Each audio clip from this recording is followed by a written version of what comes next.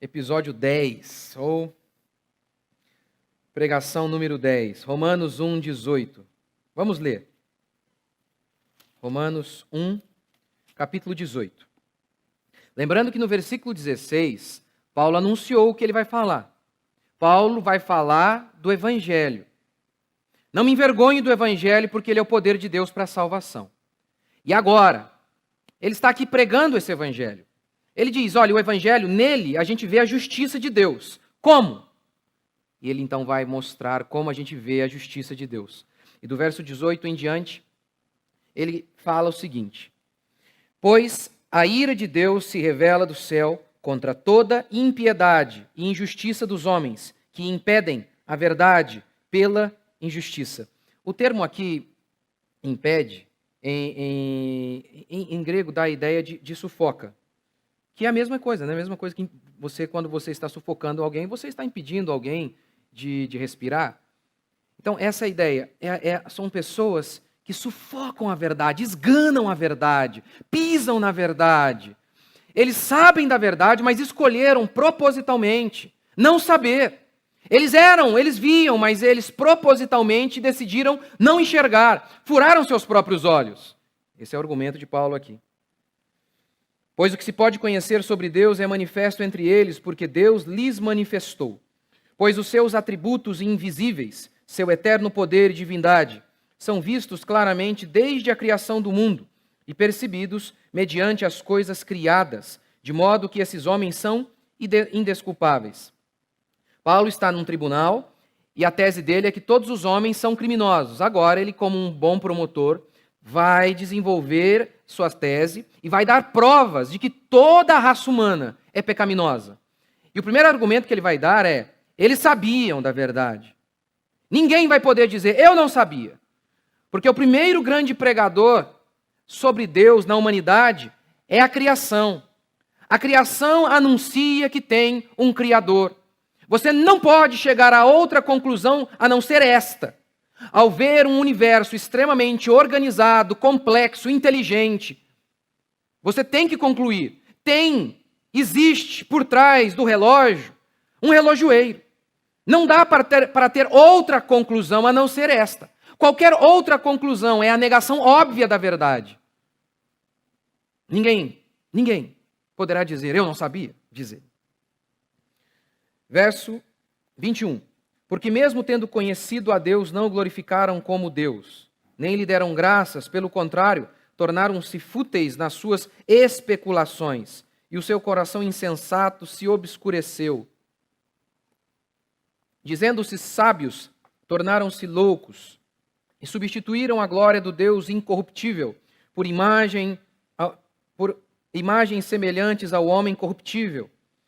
As aves, aos quadrúpedes e aos répteis, ele vai dando aqui como primeira evidência do juízo de Deus sobre os homens, por terem abandonado o conhecimento do Senhor. A primeira manifestação do juízo de Deus em relação a esses homens é a ignorância, a estupidez. Eles estão entregues à estupidez. E essa estupidez se materializa, em primeiro lugar, por meio da idolatria. Vocês não querem me adorar? Então vocês estarão escravos de adorar qualquer outro tipo de coisa, o que é uma escravidão. Não existe essa ideia de não adorar alguma coisa. Todo mundo é obrigado a adorar alguma coisa. E quando você substitui Deus, você vai adorar qualquer outra coisa, até uma vaca, até uma imagem de gesso. Mas alguma coisa você vai adorar. Substituíram a glória do Deus incorruptível por imagens semelhantes ao homem. Verso 24. Por isso, Deus os entregou à impureza sexual, ao desejo ardente de seus corações, para desonrarem seus corpos entre si. Ele está querendo dizer que se a gente fica debatendo qual a causa do homem ser adúltero, do homem ser gay, e ele vai dizer, olha, a causa é essa aqui, porque os homens abandonaram o Senhor os entregou às paixões sexuais. E como eu já tentei pregar aqui recentemente, as paixões sexuais são uma desgraça. A única vida santa, bela, bonita, feliz e graciosa, alegre, é o sexo dentro do casamento. Fora disso, é perversão, é uma desgraça. Ele está dizendo, Deus entregou os homens à libertinagem. Foi Deus. Eles queriam ir para a lama, então Deus falou, ok, podem ir, eu vos entrego. Vocês querem enfiar mesmo o dedo na tomada? Então enfiem. Deus os entregou. Verso 25. Pois substituíram a verdade de Deus pela mentira e adoraram e serviram a criatura em lugar do Criador. Criador que é bendito eternamente. Amém. Por isso Deus os entregou a paixões desonrosas ou infames, como em algumas versões trazem. Porque até suas mulheres substituíram as relações naturais pelo que é contrário à natureza. Ele está falando aqui do lesbianismo, do homossexualismo. Os homens, da mesma maneira, abandonando as relações naturais com a mulher, arderam em desejo sensual uns pelos outros. Homem com homem, cometendo indecência e recebendo em si mesmos a devida recompensa do seu erro. Assim, por haver rejeitado o conhecimento de Deus, foram entregues pelo próprio Deus a uma mentalidade condenável, para fazerem coisas que não convêm. Cheios de toda forma de injustiça, malícia, cobiça, maldade, inveja, homicídio, discórdia, engano, depravação, sendo intrometidos, caluniadores, inimigos de Deus, insolentes, orgulhosos, arrogantes, inventores de males, desobedientes aos pais, insensatos, indignos de confiança, sem afeto natural, sem misericórdia, os quais, conhecendo bem o decreto de Deus que declara dignos de morte os que praticam essas coisas, não somente as fazem, mas também aprovam os que as praticam. Até aí. Então hoje eu vou falar, mais uma vez, da doutrina da ira de Deus. E eu não vou me desculpar em dizer para vocês que eu já estou pregando isso pela 1000ª vez. Não vou porque é um assunto recorrente na Escritura, não tema de minha preferência, porque eu escolhi. Haja visto que vocês que estão aqui há um bom tempo sabem que nós pregamos os livros inteiros. Eu preguei recentemente sobre Jeremias. Eu já falei sobre Malaquias, estou pregando sobre Jonas. E o tema da ira de Deus é recorrente na Bíblia, não na minha cabeça, mas na Bíblia. Como disse Martin Lloyd Jones, se você retirar o tema, a ira de Deus, da Escritura, vai sobrar bem pouca coisa para você pregar. Paulo começa pregando o Evangelho. E como ele o faz? Gente, vamos falar do amor de Deus. Pessoal, nada de expor o pecado das pessoas, porque as pessoas não estão preparadas para ouvir sobre isso. Isso distancia as pessoas. Não façamos isso. Não. Nós não queremos chocar as pessoas. Portanto, vamos começar de maneira bem leve. Vamos dizer que Deus tem um propósito em relação a elas. É assim? Como Paulo inicia a sua pregação? A ira de Deus se revela do céu contra toda impiedade e perversão dos homens que detêm a verdade pela injustiça, porque tendo conhecimento de Deus, não o glorificaram como Deus, antes se tornaram nulos em seus próprios raciocínios, obscurecendo o seu coração insensato. Por isso Deus os entregou a paixões infames, desonrosas. Esse é o início da pregação de Paulo. E se você me disser que o homem moderno não suporta essa pregação, eu lhe direi que nenhum homem neste mundo jamais suportou. Nenhum homem. A não ser que Deus intervenha agora mesmo. A não ser que Deus opere um milagre e quebrante o seu coração. Ninguém, por mais doce que o pregador venha a ser, ninguém aceitará essa mensagem. É verdadeiramente um milagre que você esteja sentado aí. E um milagre ainda maior, que Deus possa quebrantar o seu coração e que você receba essa mensagem. Eu quero então começar dizendo, em primeiro lugar, que todos os pregadores sempre começaram assim. Todos os pregadores fiéis sempre começaram aqui, no ponto em que Paulo está. A ira de Deus. Jeremias. Jeremias estava enfrentando um profeta, um falso profeta. O povo estava na Babilônia. Havia sido deportado por conta de seus pecados, como Jeremias já havia profetizado. E Jeremias havia dito, vocês ficarão 70 anos lá. 70 anos. E você deve se lembrar, as mulheres foram estupradas, bebês foram mortos. Sim, aqueles homens babilônicos, eles rasgaram o ventre de muitas mulheres. Eles empalaram muitos homens. Não sobrou praticamente nada em Israel. Como diz o profeta, morada de chacais. Aquele animal carniceiro que se alimenta de coisa podre, morta, em estado de putrefação. Ele está dizendo assim, olha, a única coisa viva aqui em Israel será o chacal. Porque as mulheres estarão aí, em cima das ruínas, dos montes, sem roupa, os bebês jogados pelas praças, destruídos, dilacerados, os homens decapitados pelos campos. E o que sobrar será deportado para a Babilônia, de Jeremias. Assim diz o Senhor. Isso aconteceu. Isso aconteceu. A elite foi para a Babilônia. Lá, muitos profetas começaram a dar uma mensagem de consolo para o povo, dizendo, vocês vão voltar. Vocês vão voltar. Daqui 2 anos vocês vão voltar. Era tudo o que eles queriam ouvir. Voltar para a sua terra. E no caso deles, não era como a gente, não. Você que já viajou para fora do país, você sabe o que é, sabe ter desejo de voltar para a sua terra, não é? Não, mas o que você sente não se compara ao que o israelita sentia. Para ele, a terra era o lugar da promessa. Tinha toda uma questão espiritual ali. Por isso que o salmista diz, se eu me esquecer de ti, Jerusalém, oh, que meus lábios eles fiquem grudados no céu da boca. Que a minha língua fique grudada no céu da boca. Que eu morra, que eu seja amaldiçoado. Aí vem o pastor e diz, gente, vai dar tudo certo. Vocês vão voltar. Acalma aí. Calma, calma. Vocês vão voltar. Chega Jeremias. Jeremias está falando a verdade. Ninguém vai voltar. Ninguém. A não ser depois de 70 anos. Então, esse profeta que estava combatendo Jeremias, esse era o profeta do amor. Palavras positivas. Daqui a 2 anos vocês voltam. Jeremias, 70, meu amigo. 70? Peraí, eu tenho 50, eu não vou voltar. É isso que você está dizendo, Jeremias? É. Seus filhos vão voltar, você vai morrer lá, como escravo. Você quer ouvir quem? Eu pergunto para você, quem você deseja ouvir? Fala a verdade. Jeremias ou o falso pastor? Eu quero ouvir o falso pastor.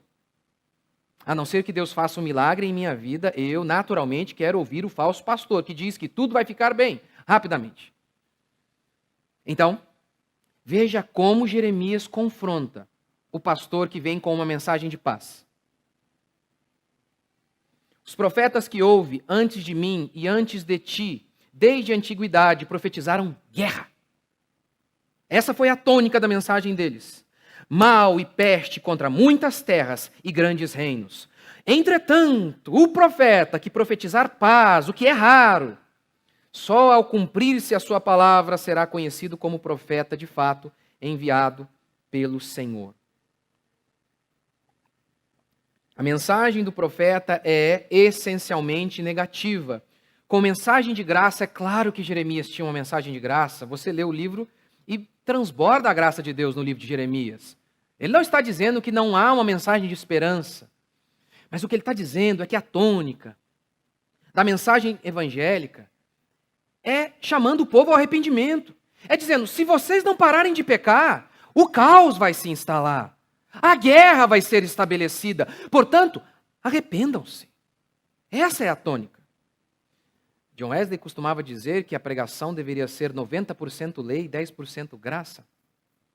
Grande parte dela expondo o pecado das pessoas para apenas, no final, dar o remédio. E Jonas? Jonas foi diferente de Jeremias?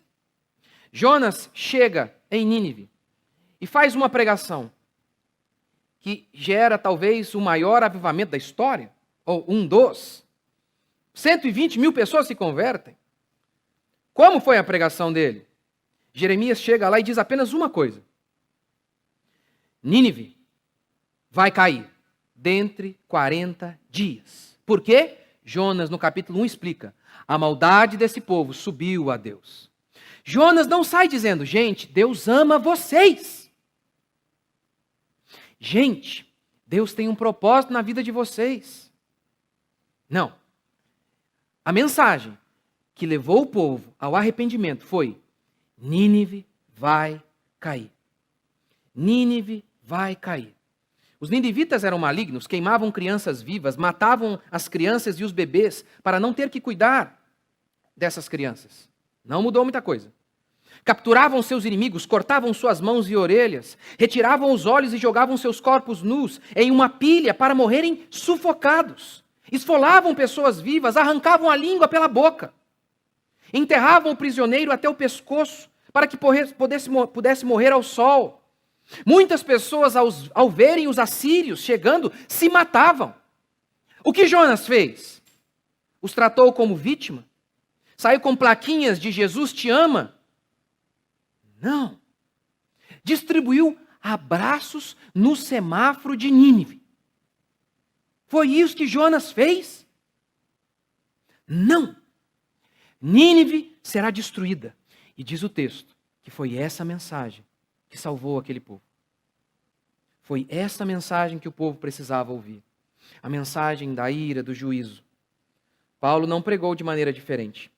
Em Atos capítulo 24, versículo 25, diz que ele pregou para o governador da seguinte maneira: dissertando Paulo acerca da justiça, do domínio próprio e do juízo vindouro, ficou Félix amedrontado. Amedrontado. As pessoas têm se enchido de temor, do santo temor de Deus, que a Bíblia diz, o temor do Senhor é o princípio da sabedoria. As pessoas têm se enchido do temor de Deus ao ouvirem as pregações modernas? Definitivamente não. Paulo começa aqui, a ira de Deus. Todos os pastores verdadeiros, todos os profetas do Senhor, também começaram aqui. Também começaram aqui. Mas o que é a ira de Deus? É a justa resposta divina à maldade humana. A ira se revela. Só não enxerga quem não quer ver. Está aí para todo mundo ver. Catástrofes, fome, guerra, miséria, tudo isso, diz Apocalipse, não é um acidente, não é uma questão natural, não é apenas que um governante tomou o trono sem que Deus soubesse. Não é isso. O texto diz que é Deus, o anjo de Deus toca a trombeta, e esse anjo então anuncia praga, catástrofe na natureza. É o anjo do Senhor, não é o diabo. Ele toca outra trombeta, e homens morrem, e a guerra acontece. A ira de Deus se revela, está aí. A santa indignação de Deus contra o mal, de um ser que não se acostuma com o pecado, como diz o Salmo 7. Deus é o justo juiz, que sente indignação todos os dias. Não há um dia em que Deus se acomode com a maldade humana. Nós tendemos a nos acomodar. Eu lembro a primeira vez que eu vi um casal, um par, dois homens. Recuso-me a chamar de casal, né? Ali em frente ao shopping. Faz uns 10 anos. Mas me deu uma tremedeira. Eu falei, gente, é o juízo final. O mundo vai acabar amanhã. Cheguei em casa, eu estava tremendo. Os tempos passam. Nós, naturalmente, nos acostumamos até com aquilo que é intolerável, inaceitável. Inaceitável. Inaceitável.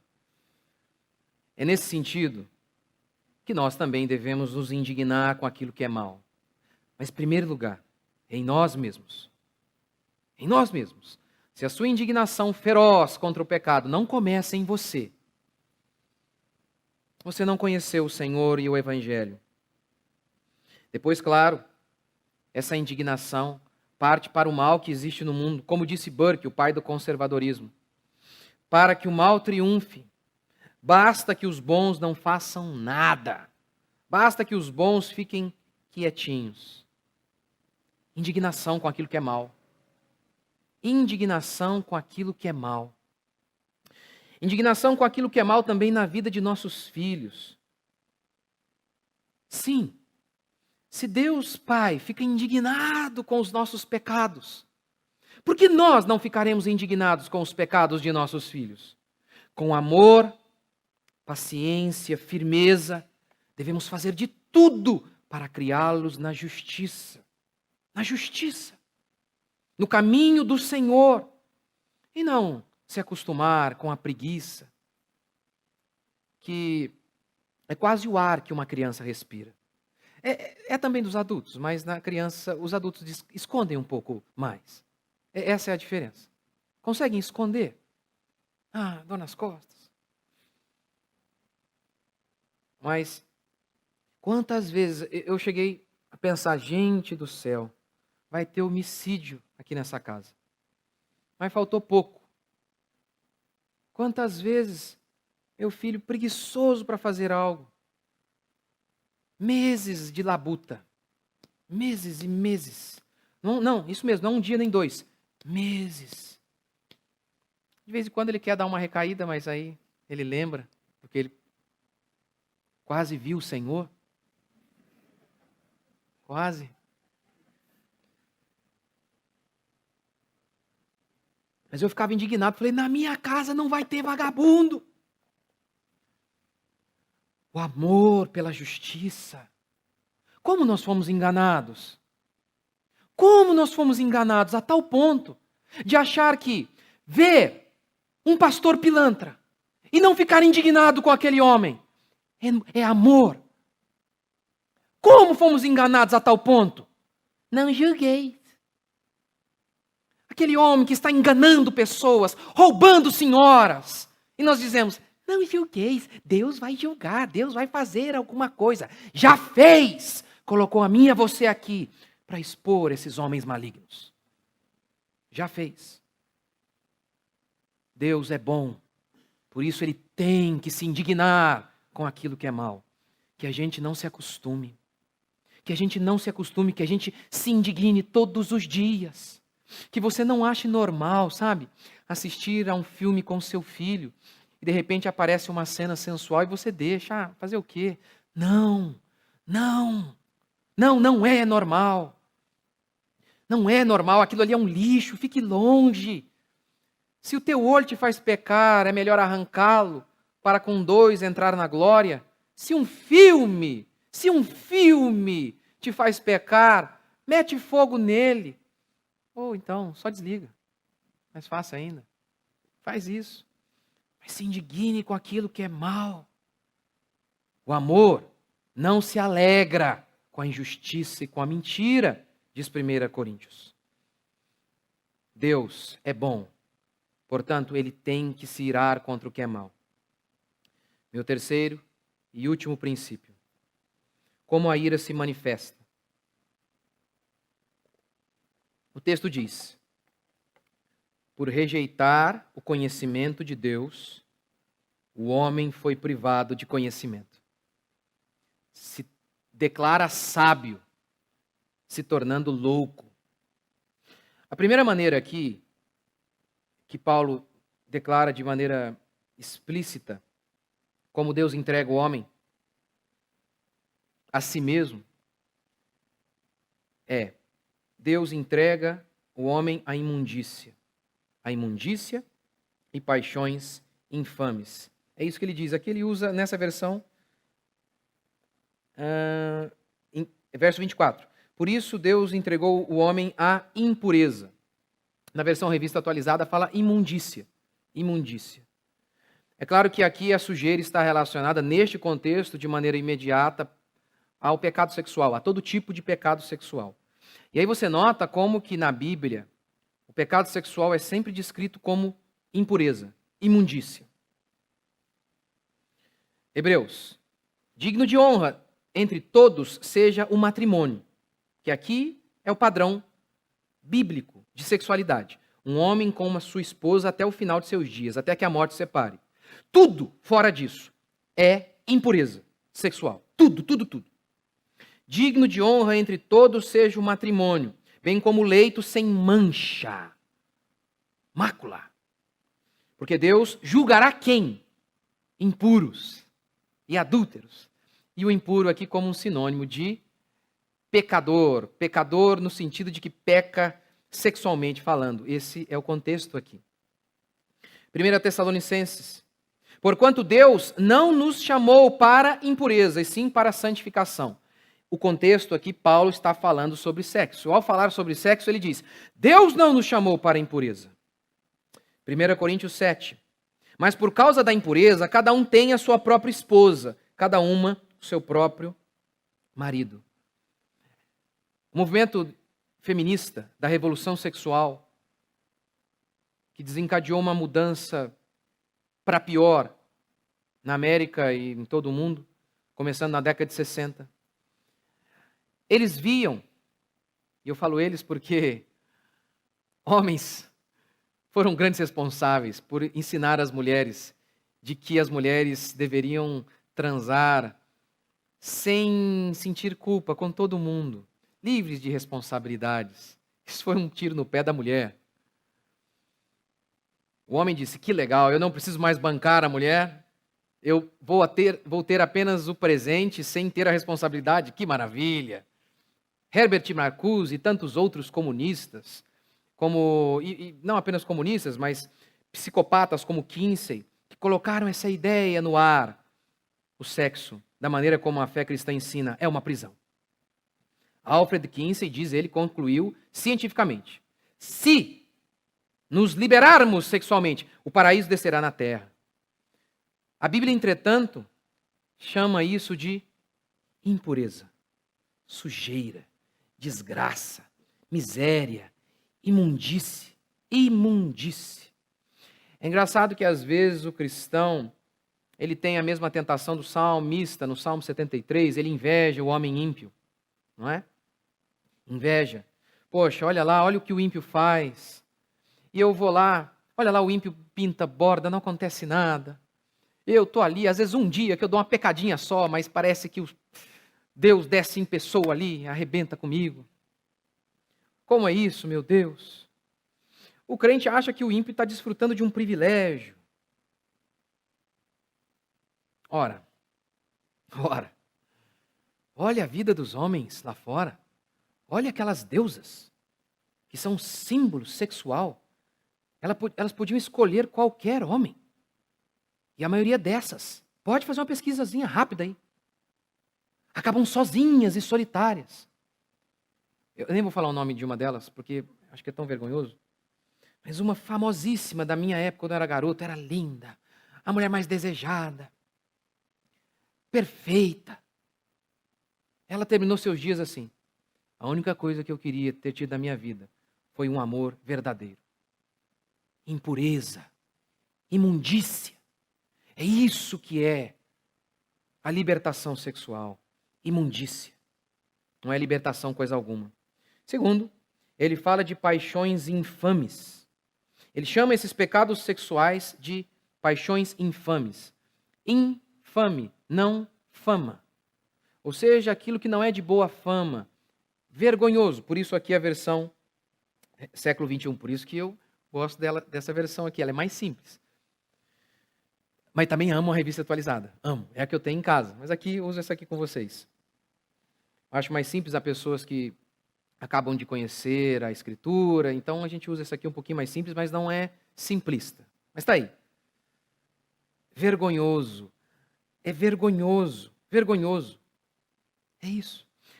Eu me lembro de alguns casos de pessoas que foram, pessoas famosas, que foram pegas em algum tipo de ato sexual imoral. Mesmo essas pessoas que não têm padrão algum de moralidade. Mas, gente, a vergonha. Parecia assim, aquele rosto vermelho, parecia que virava um tapete e não acabava a vergonha. Vergonha. Quantas vezes já aconselhei pessoas nesses meus quase 20 anos como pastor. E é exatamente isso aqui que eu vejo. Em pessoas que tiveram algum tipo de problema sexual, de desvio em suas condutas. Vergonha, vergonha, vergonha, vergonha. É vergonha. recebendo em si mesmos a punição pelo seu erro. O que seria isso? Primeiro, as doenças sexualmente transmissíveis? Com certeza. Com certeza. A gente hoje, talvez a gente tenha esquecido um pouco disso, mas isso é real. Quem é um pouco mais velho deve se lembrar do Cazuza, morrendo ao vivo. Aquele cara bonito, jovem, forte, saudável, rapidamente definhando. Quem não se lembra de vários cantores de rock famosos que contraíram HIV, que eram homossexuais, tinham uma vida libertina e o fim foi catastrófico. Hoje há coquetéis e as pessoas acham que, olha, não há mais problema. Recebendo em si mesmos a punição por seus erros, começa aí com todo tipo de doença. Mas há outros também, o anticoncepcional também. Eu vou falar dele mais para frente, mas primeiro que o anticoncepcional, ele está lá na bula. Está lá na bula. Ele tem uma função abortiva. Está lá, você pode ler. Está lá na bula. Eu vou trazer depois aqui, mas ele tem 3 procedimentos para impedir a concepção. O primeiro é quando ele libera 2 hormônios que enganam o seu cérebro e faz com que o seu cérebro pense, já tem um hormônio aqui, já foi liberado, então, portanto, não preciso liberá-lo. Consequentemente, não libera o óvulo, a mulher não ovula. Essa é a primeira ação. A segunda é tornando o muco vaginal impróprio, de maneira que o esperma não consegue chegar ao útero, não consegue chegar até o óvulo. E a terceira maneira, que está lá no bula, pode ler. A mudança no endométrio, que é a parede do útero. Quando um esperma fecunda o óvulo, já há um ovo. E é assim que os cientistas determinam. É um ovo porque é isso mesmo, tem vida ali já. Com DNA já é uma pessoa. Já é uma pessoa. Mas ele precisa se grudar, fixar na parede do útero. O anticoncepcional atrofia o endométrio. O que faz com que esse ovo, esse óvulo já fecundado, que agora é um ovo, não se fixe. Então, há um aborto. Está lá no seu anticoncepcional. Esse mesmo que declara perigos de trombose, ansiedade, perda da libido. Uma irmã aqui me contando que tomando injeção para não engravidar ficou 2 anos. 2 anos assim. 20 dias sangrando, 10 dias normal. Durante 2 anos. Estava anêmica. Recebendo em si mesmos a punição por seus erros, por seus pecados sexuais. E terceiro, a disposição mental reprovável. Uma disposição mental reprovável. A estupidez é o resultado de um coração em rebeldia contra o seu Criador. Adoram imagens. Tem uma passagem no Antigo Testamento, em um dos livros proféticos, onde ele narra de uma maneira assim, é de rir. O cara vai para o campo, pega o seu machado, corta a árvore, traz para casa, vai dando um trato naquela árvore, vai moldando aquilo num ídolo. Daqui a pouco, ele põe um calcinho para o ídolo não trupicar. Aí daqui a pouco, depois de ele ter feito aquilo, o que ele faz? Ele se ajoelha e fala, meu Deus. A cena, a maneira que o profeta descreve é absurda. É absurdo o que o homem faz. Deus entregou os homens a uma disposição mental reprovável. Eles pensam de maneira errada. Por quê? Porque rejeitaram o Criador. Vejam os absurdos que os homens acreditam hoje. Horóscopo. Evolução. Gente, é de um absurdo essa teoria, mas é de um absurdo. É de um absurdo. Se você ainda não ouviu nada sobre isso, a gente tem uma pregação sobre isso. Tem também Adalto Lourenço e tantos outros aí, muito mais aptos do que eu para você ouvir. É de um absurdo. É de um absurdo. Porque quando você não crê em Deus, você o substitui por qualquer loucura. Qualquer loucura. Qualquer. Quando você não busca o seu Criador, o conhecimento está longe de você, como declara Provérbios. O princípio da sabedoria é o temor a Deus. Não há sabedoria real longe do Criador. Por quê? Você não lembra que Ele é o Alfa e o Ômega? A gente sempre traduz assim, não é? Ele é o Alfa e o Ômega, a primeira e a última letra do alfabeto grego. Jesus é o princípio e o fim. Está corretíssimo. Está corretíssimo. Mas eu acho que é mais do que isso. Você não se comunica sem alfabeto. Você não tem conhecimento sem linguagem. Aristóteles dizia, a linguagem é pensamento. São coisas distintas, mas ele unia.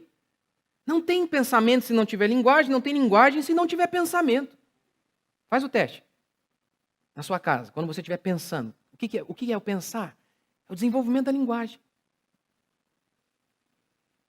Alfa e ômega.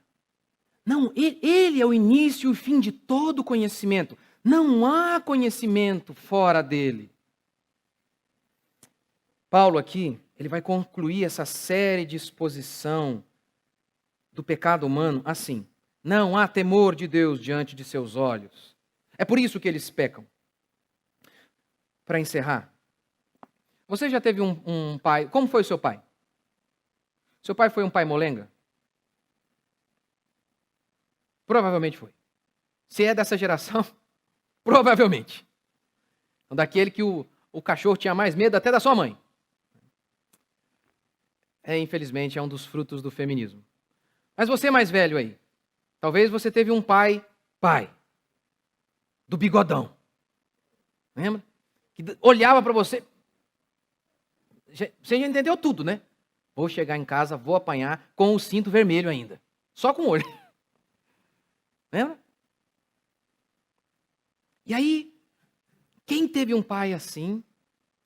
Quem teve um pai assim tem uma noção do que Paulo está falando aqui. Sobre a ira de Deus, Deus ama o que é justo, Deus ama o que é bom. Sobre temor de Deus. Porque lá em Êxodo, Deus se manifesta ao seu povo em meio aos relâmpagos e trovões, e o texto explica. Para que o povo tema, e assim não peque. Diz Êxodo, capítulo 20, verso 20. Para que não temais, e o temor do Senhor esteja diante de vós. Aquele pai firme, com certeza, foi a primeira manifestação de Deus na sua vida. A primeira, de quem Deus é. Um ser que ama o que é justo, que ama o que é bom, e que não tolera o mal na vida do seu povo, e nem em lugar algum. Muito menos na vida de seu povo. Muito menos na vida de seus filhos. Como Hebreus mesmo declara, se vocês estão sem disciplina, é porque vocês são bastardos, vocês não são filhos. E na realidade isso é só uma linguagem. Porque no final ninguém vai ficar sem disciplina, isso não existe. É só uma figura para se comunicar com a gente. Não há temor de Deus. Não há temor de Deus. É isso que pauta a vida do cristão. É isso. Ler o texto, entender o texto, e se ele estiver convicto do que o texto diz, ele vai obedecer, ainda com medo. Medo do que esse texto implique. Por quê? Porque ele teme mais ainda o seu Senhor e vive para a glória de Deus. Mas essas pregações de hoje, a maneira como o homem tem se relacionado com Deus, extingue a ideia de temor. Eles não possuem temor. Porque o Pai, o Deus Pai deles, é esse Pai moderninho de hoje aí. Esse Pai moderninho, que é banana. Tolerante em relação a todo tipo de mal e não se indigna com o que é mal. Esse não é o Deus da Bíblia. O Deus da Bíblia é bom. O Deus da Bíblia é cheio de graça e misericórdia. E por ser bom, ama o seu povo, pune seu povo, disciplina seu povo. Disciplina mesmo. Não empurra para debaixo do tapete, não. Não esquece, às vezes até bons pais um dia falam, não aguento, hoje eu vou deixar quieto, não aguento mais bater nesse moleque. Deus não é assim não. Deus não. Deus não é assim. Por isso Paulo conclui, não há temor de Deus diante de seus olhos. Como a gente se enche de temor? Como? Como? Ora, ouvindo pregações bíblicas. Pregações bíblicas enchem o seu coração de temor. Vamos ficar de pé.